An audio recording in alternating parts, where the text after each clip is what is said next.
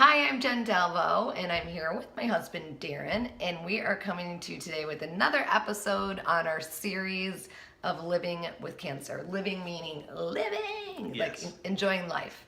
So we try to help people who are dealing with something similar, or maybe even just doesn't even have to be cancer, just something traumatic in your life. We try to teach you how to live it in a positive way. So right now we've been going through our timeline of like kind of how things happened. And today we are on episode 4. Yes. So it would be like after surgery in the hospital, and then kind of when we got home and getting back to normal life. So tell us, Darren, if you can, the worst thing that happened to you in the hospital. In the hospital.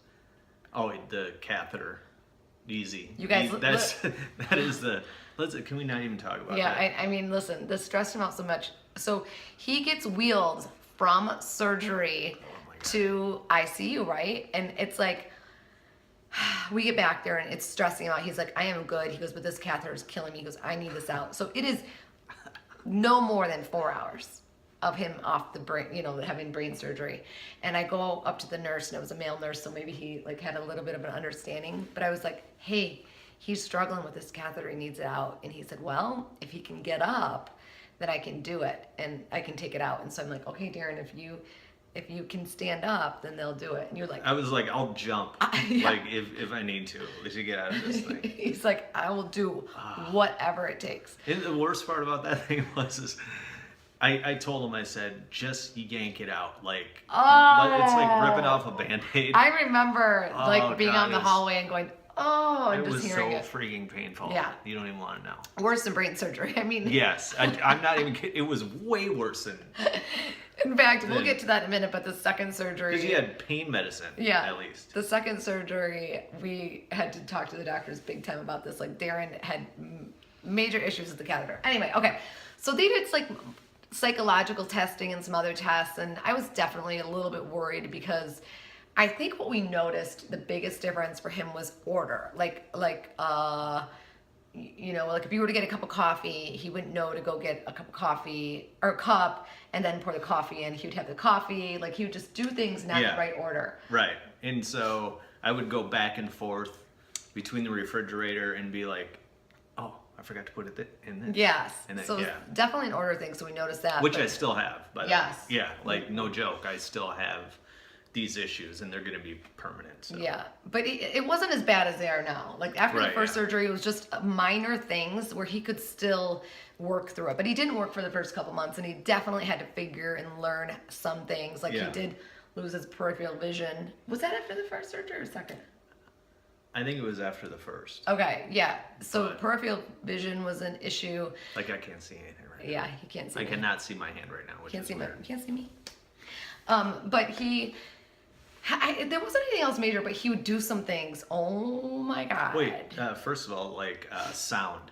Oh, Any sort of loud sound or loud talking was killing me. Yeah, it killed you. Light So too was hard in the beginning. Yeah, people had to really whisper around me, and I could only have like one person or one or two people in the room, because the thing is people want to be there to support you, and so we always had visitors come by, but that was pretty tough. Yeah.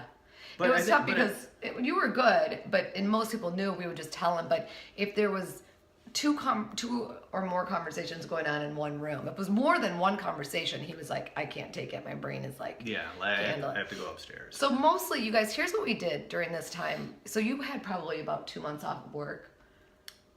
Yeah, something I would like say that. it was about 2 or 2 3. months. Yeah, 2 or 3. And we enjoyed every day with our kids. We did so many, like, we'd have game night, we'd play memory, and literally it was therapy for him because they told me I should play memory in some sort of games to kind of get me back up to speed. But it was funny when we were playing memory.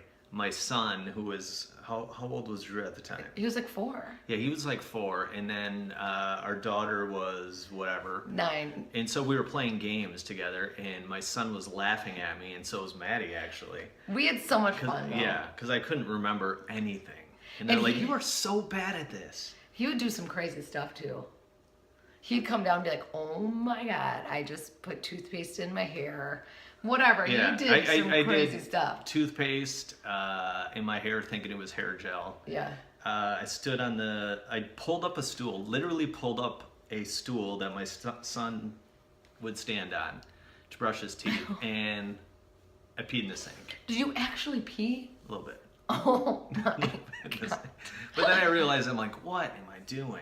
I know. And yeah. So But there's we- all kinds of stories like that. But here's the deal, you guys. So those things, and we've talked to other people who are in similar situations. We met a couple actually in radiation treatment, and No, I didn't have radiation at that time. Oh yeah, you didn't at the time. Oh yeah, you didn't. Okay. Yeah. I didn't have radiation or chemo After my the first my one. first Oh, we should surgery. talk about that too. We should actually talk about that. So we did meet with the doctors, probably like 2 weeks after his brain surgery, and they did recommend to us because it ended up being a grade 2 astrocytoma, which means it's slower growing. We talked with the radiation oncologist, and they said, we don't recommend this right now because he was so young, and the side effects from radiation can sometimes be worse. And this being a low grade, a grade 2, may not come back for years and years, and the side effects from radiation can come sooner than that. Yeah. So we didn't do radiation, we didn't do chemo, so we didn't have any of that tough stuff to get through that first surgery.